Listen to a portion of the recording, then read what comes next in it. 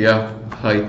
So, what we will do for you today is we have talked about consumer decision journey last time, how it is done through depth interviews, how it takes the respondent through each stage of why did they buy the product, how did they go about choosing it, who were the influencers, what were the choice criteria, etc. Right? We will see a live demonstration of this. I'll be the respondent, and Professor Purnima, not in camera, will be the person asking the questions. Um, I hereby promise to answer as truthfully as possible. Right? Okay. Let's go forward. Yeah, Okay. So thank thanks you. for your time. Um, So, so I understand that you recently purchased a new car um, about maybe a year ago or less than a year ago. no, about a year and a half ago, Okay. and And I'm allowed to talk frankly, right? I don't need to keep anything back. And no, not at all. In fact, we would really like it if yep. maybe. Okay, but some of the information, will you give it to car manufacturer saying that Ashok has said this? No, we would not do that. So what we do is all these recordings, all these interactions would be recorded, Mm-hmm. and the data. The way we use the data is that we consolidate them and we look at the trends. We look at the kind of information that people are saying. Mm-hmm. While we know that Ashok has said X and someone else has said Y, it is not going to go out of the researcher's team. So my researcher's identity system. is So confidential? Your identity is totally confidential. So At all points in time. Yes, yes. Okay. So let me first clarify. I did not buy a new car. I bought a second-hand car. Okay. Bought a second-hand car, yeah, about a year and a half ago, 18, maybe 20 months ago. 20 months. Yeah. I'm using the same car now. Okay. And was this your first car? Was this No, I have been having a car for what, 25 years now. Um, should I talk about that? No, so I'll just go through a little bit of basic details about your purchase and then maybe you can Sure. elaborate on how you went about the purchase and You're not being loud enough. is it better now? It's a little better. Yeah. But you just, yeah, you have to talk. Okay, I'll hold the mic closer. Is Yeah. it better now? Yeah. Okay. So I'll first ask you a few questions about your current car purchase and then maybe you can elaborate a little bit about for how long you've been having and so on and so forth. So this is certainly not your first car, and so this you bought as a second car, or did you buy this as a replacement for an existing car? How did you? It's not my second car. I bought 3, 4 cars before. No, not that way. Huh. I'm asking. So you have been owning a car for a long time now. So is this a car which you have bought in addition to the existing car? Oh, you is mean this was it an additional car? Yes. No, I had one car that I was using, and now I'm using this car instead of that one car. Okay, so you have bought it in place of the earlier car that Absolutely, you had. Okay. yes, So yes. you got an exchange or some such thing like that? You sold No, it I didn't. I sold the other car and I and you bought it. got this car. Got the second. I'm not sure they give you exchange in second hand, by the way. I know that companies like Maruti and Hyundai will give you an exchange in a first hand car. As in, you go and give your old car, and if it's in the same manufacturer, and they'll give you a model in exchange. But I don't think it works for second hand cars. Okay. Yeah. Okay. And so all along you have been having only one car, or have there been instances where you have had? Again, are you asking me whether I've had only the same car, right, 24 years? I've had 3 or 4 cars. No. I'm talking about having an additional car, not just a primary No, I've car. always had, I've had one car for myself. Okay. If you're asking me whether I had 2 cars at the same Yes, time, yes. no, I've not had 2 cars. Yeah. I've had one car for myself. Okay. Yeah. And so, how did you go about this purchase process? How did you? What actually made you think that you needed to change the old car and get something else? Okay, so So my previous car was a Maruti Ritz. Okay. That was also second hand, by the way. Okay. And I had bought it in 2011. Okay. And I had bought it from Maruti has got its own second-hand dealership network. So I mean, they sell the second-hand cars, they bring it up to a certain standard, so you feel safer because you get an assurance that it's going to be in good condition. Nobody's going to cheat you by giving you a bad car. Yeah. So it's called True Value. Okay. So I had bought the previous car from them. Okay. And I had bought the car in very good condition. I had got that car when it had run only about 6,000 kilometers. And over 10 years, I ran it for about 150,000 kilometers myself. Okay. It had come to the point where the car was fine. Okay. But it come to the point where people are telling me that increasingly repairs will keep coming. Okay. And the cost of maintaining the car will become too high. Okay. So they're advising Did me you to. feel that for yourself as well? Yeah, to some extent, I had had to change the suspension a couple of times, and Okay. yeah, maybe. Frankly, I'm not convinced, but maybe I just went with the advice of people who told me. I'm not sure I'm convinced that it would have been very costly to maintain. Maybe I just went with the advice given to me. So if you And had not had people telling you that, you might not have even considered buying a new car? Is that at that point in time, I might not have considered buying a new car. Okay. Because I had no real need to buy to change that car. It was serving my purposes. It was comfortable. I was using it for the city. I was using it outstation. In fact, it was very good during the. No, wait. Actually, during the COVID times, couple of times the air conditioning stopped working. Yeah, so maybe there were problems periodically coming up. You know, the other part of it is when I sold that car, I didn't get a very good price for it because it was 10 or 11 years old and it had done 150,000 kilometers. But I could have kept that car as a second car. But what will I do with the second car? In my house I have parking, that's not a problem. But who will drive it? Even if I say that somebody in the family, yeah, some water would be nice. Even if I say that somebody in the family would use the car, I would need to appoint a driver for that. And if the driver starts complaining, saying it's an old car, it was probably more trouble than it was worth. So it was time to, I think, yeah, maybe the time was right. As you can see from when I'm talking, I'm not very clear. But on second thoughts, maybe the time was right to sell it. Sorry, I've been having this bad cough.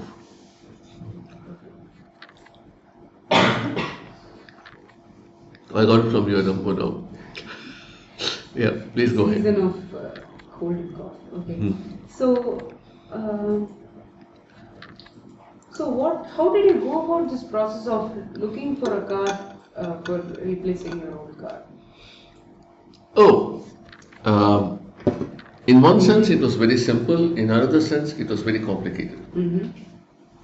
I'll tell you why it was simple. And bear with me with a little bit of history.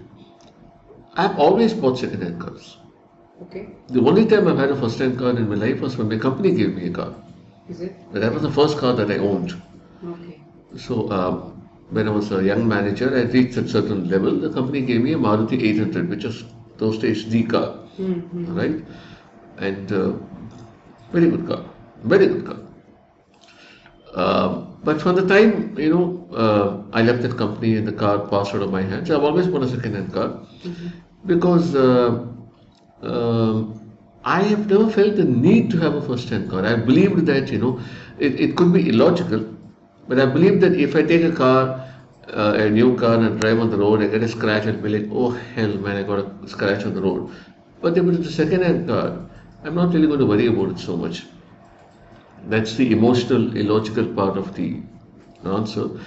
But there's a rational part to it as well. If you buy a second-hand car, it's normally about 20-30% cheaper than the cost of a first-hand car. but the performance is not 20-30% lesser. In fact, if it comes from somebody like Maruti, the Ritz, for example, was as good as a brand new car. I have driven from Madras, from Chennai to just about every city in South India. Never faced a problem. Completely reliable, completely smooth, fantastic on the highways. Yeah, so it was so. There was, rationally speaking, it is a very cost-effective decision to buy a second-hand car. So I But want. have you had? It has never made you feel that if it was a new car, it has that new feeling from the factory. What am I going to do with the new feeling? Smooth looks and What am I going? I'm going to sit inside the car. How does new looks matter to me? I'm not driving that this car feeling for. of something new. No, No, no. not for me. Okay. Am I unusual? Maybe I'm unusual. I don't know, but you want my opinion, right? Yes, of course. Of Yeah. course. It is I'm all just kinds trying of to things. understand. That's it. Yeah. No, so yeah, maybe I'm unusual. Maybe I'm what they call an outlier. But I have never believed. And there are people who talk about what color of car. It doesn't matter at all to me. Mm-hmm. I mean, Color doesn't matter at all. at all to me. When I got my first car, they told me to choose which color. I said, what do you mean which color? You get me a car, I'm going to drive it. I'm not going to stand there looking at it, right? And then when I was working in Sri Lanka, they got me a car and they said, we are going to get you a blood red car. I said, what does it matter to me? You're getting me a car, which allows me to go from office to home and vice versa. Yeah, so it doesn't matter to me. Okay. All right? So to begin with, once I decided I'm going to buy a car, it was very straightforward for me that I'm going to buy a second-hand car. Okay. No. Right? Nonetheless, I went to the various car showrooms to figure out which model I should buy. Because in a second-hand car, you can just go and sit and feel it. Whereas in a car showroom, you can go and sit and feel it. So this bit was easy for me. The second decision, which was easy for me, is the fact that I had decided I'll buy either a Maruti or a Toyota. Okay. What was the reason? For most of the past 25, 28 years, I've had a Maruti. Okay. I never had a Toyota car. But apart from the Maruti, I have had I've had Tata. I have had a Fiat vehicle. Okay. That vehicle was called the Fiat Uno. You will know, Okay. Okay. right? So I've had a Maruti Wagon as well. So Maruti's service network is fantastic. Okay. And it's inexpensive to get it service. So I guess I'm a very cost conscious customer.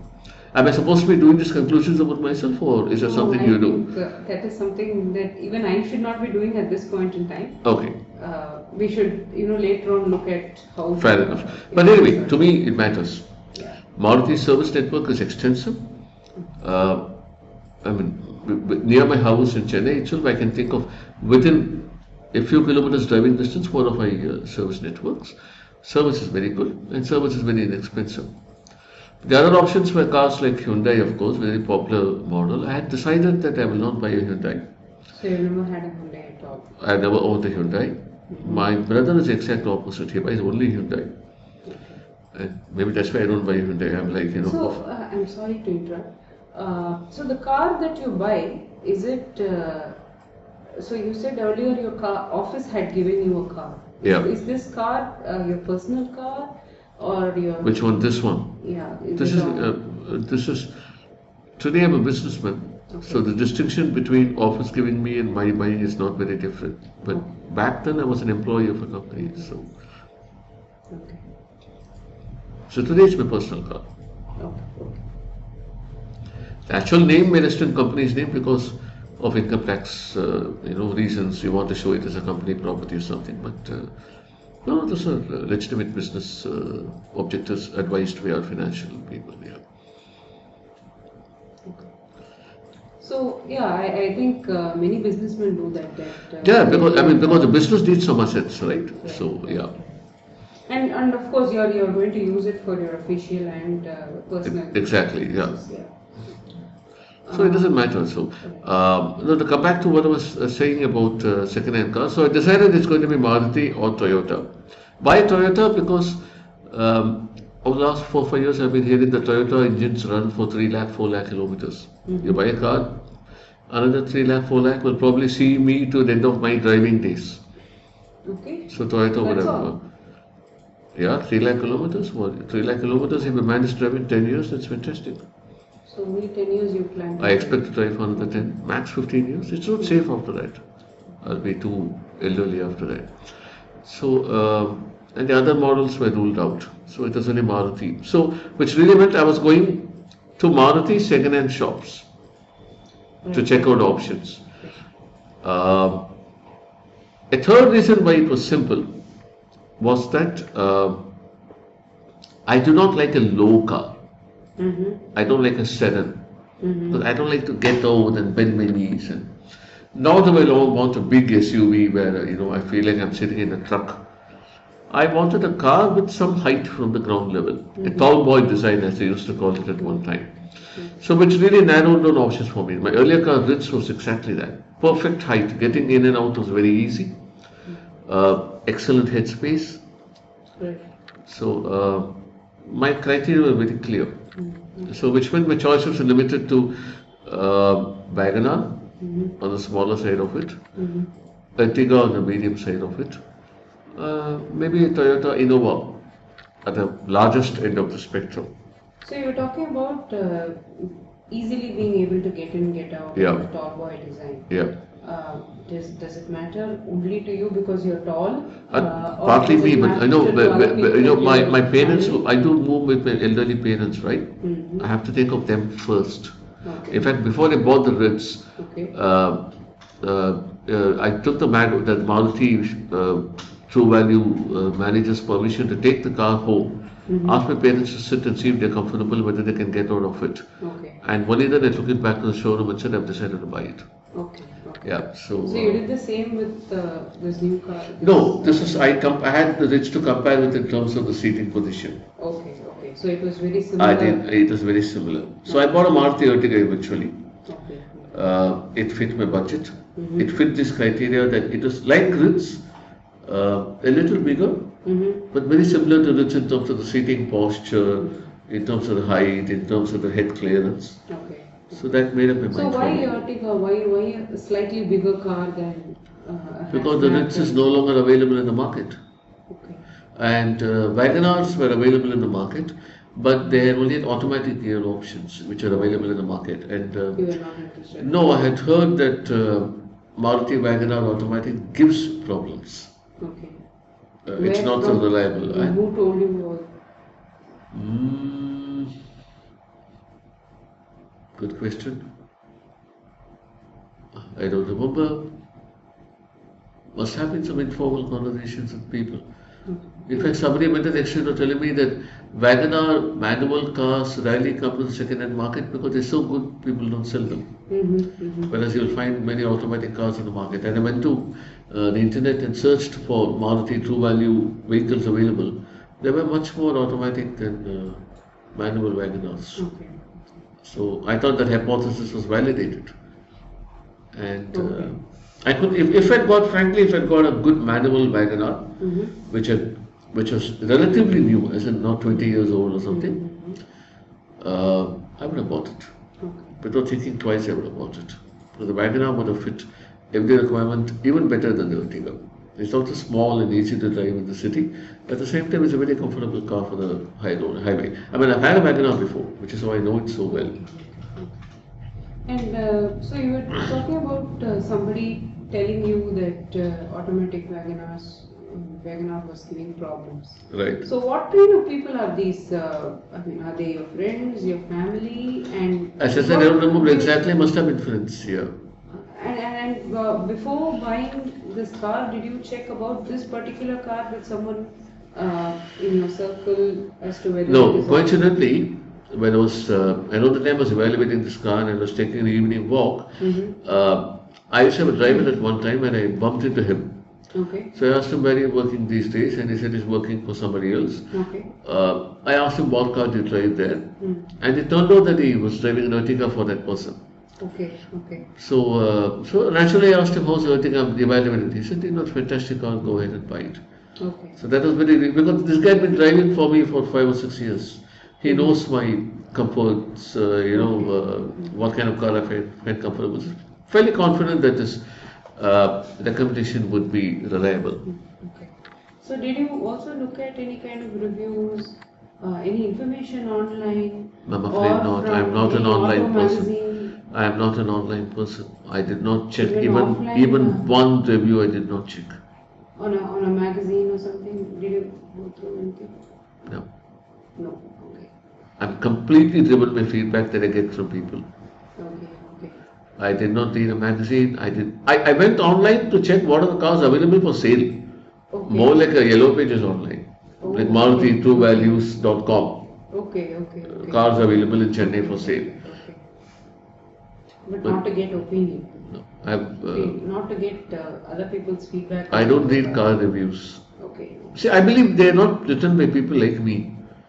I get it. Okay. Okay. They may be written by car enthusiasts who test the car's engine capacity to its limits. I don't do those things. I just go with my steady 40 or 50 kilometers in the city and 80 kilometers on the highway. I just want a serviceable car that gets me from point to point with minimum fuss and maximum comfort. Okay. Okay. So anybody else? I mean, see, you seem to be very clear about what you want, very sure about what is going to work for you, what is not going to work for you. And while it is formed over a period of time, you may be bouncing this off somebody. You may have some friends, or you may have some. No, I don't talk too much with friends about cars, but I do have a friend who runs a car dealership secondhand car dealership, who's quite knowledgeable. Oh, is it? Okay. So he was not very much in favor of Ertiga. See, he likes slightly different kinds of cars, unusual cars. And though, as I said, I'm a very 40-50 kilometer kind of person. Earlier, I used to have a Tata Sierra, which is a little unusual car. And in conversations with him, I frequently surprised him with my liking for unusual cars. Okay. So he was surprised that I'm buying such a sensible car, so to speak. Okay. Okay. So he didn't try to discourage me, Okay. but he tried to say, the car is boring and sensible types. But I'm at a stage in my life when I want something boring and something sensible. So. Okay. Very interesting. I must also tell you this. Eventually, I did not buy the car from Maruti or from my friend. I bought it from Toyota. When I went to Toyota to check out whether they have got an Innova which I can pick up, it turned out that they have a Maruti Ertiga, and it seemed to be in really good condition. And again, because it is coming from a Toyota company second-hand dealership, I was fairly confident that the vehicle would be good. I think I went 3 times. I went 3 or 4 times to talk to them about the vehicle. I drove it 3 or 4 times. And I wouldn't say I trusted the salesperson very much because I know his job is to sell. But there was a mechanic there who seemed to be a guy who was talking just good technical stuff. So at that point I was evaluating this Maruti Ertiga. They also had a Ford, I think it's called EcoSport. Okay. I test drove that also every time. And both are similar in size and both were similar in seating. I felt a little more comfortable in the Maruti Ertiga seat than in the Ford EcoSport seat. Eventually that mechanic said, don't think too much, buy the Maruti, it's a better car, engine wise. So actually that's what made up my mind for me. A technical guy's advice made up my mind for me, eventually saying that my comfort in the seat and the technical advice are matching. If they were in opposite directions, I would have had a tough time deciding which two I go with. But fortunately for me, they matched. And I have no regrets. Having bought the car and driven it for a year and a half now, I was just a really good car. So, any other cars apart from EcoSport that you had driven? And I'm sure. Yeah, I drove an Innova. See, the Innovas were priced much higher, even second hand. There was only one which was within my budget, but that was not in good condition. Okay. So that was ruled out straight away as soon as I drove it a little bit. It became evident that it's not a car which has been used well by the previous owner. Okay. There was also Honda Jazz, which is an excellent car in terms of engine performance, but it's low. Okay. Excellent car otherwise, but would have been an ideal city car, but very difficult to get in and get out of. So, would it be right to say that keeping price aside, the other considerations, key considerations for you while buying a car is that it should have a tall boy design, which Yep. makes you go in and come Yep, out yep. easily. Yeah, And it should have a good network of service yep, absolutely. Yes, stations. very important. And it should be yeah, okay, again, inexpensive, not reasonable to maintain. Yeah, so Yeah, absolutely. Yeah, and and seating comfort seating comfort. and suspension. I haven't mentioned it up to now. Suspension is very important. I have a spine injury. Okay. I need a car which handles well when the road conditions are not good. So how do you find out which is good? By driving Which is it. good? Okay. So when you're seated upright, you're a little better off than if you're seated with your back in a curved position. If you sit with the back in a curved position, you feel the strain more on your back. So if the seat allows you to sit upright, I feel safer. And the seat should have the right width for my shoulders. Okay. So those are all small things that I. Okay. Ideally, I would like a car where when I'm driving, I can see the bonnet tip. But none of the modern cars have it because this screen comes up to here and then the bonnet comes. In an earlier era, there was an ambassador where you could see that there'll be one small metal arrow kind of thing pointing up. You could see it when you were driving. They kept it for the driver to be able to gauge the distance. The size of the car. Whether you can take a turn in the space or not and stuff like that. Right. Okay. I would be an ambassador if I get one. Very comfortable car. Okay. Very What comfortable. about suspension, sitting comfort, and all that? Excellent. If with an ambassador with a bucket seat is excellent. But it's old fashioned. And It's the outdated cost of technology. maintenance also would be Probably not. Probably not. Because if you hit the car against something, nothing much happens. You just take a hammer and hammer it back into place. Okay. So yeah, probably not. So, there are people who talk about mileage, there are people who talk about powerful engine. You've said Yeah. that powerful engine doesn't matter to you're going to be stably driving at 40-50 an hour. But Powerful engine what- does matter in the sense you can't have an underpowered car. Right. The Ertiga is a very big car. If it had a 1000cc engine, it wouldn't be comfortable to drive. So the engine has to be right. Mileage, I must tell you this dealer friend of mine once gave me a vehicle to drive a Jeep kind of model, Okay. open top, fantastic vehicle. Okay. But his mileage is 4 kilometers per liter. Oh my God.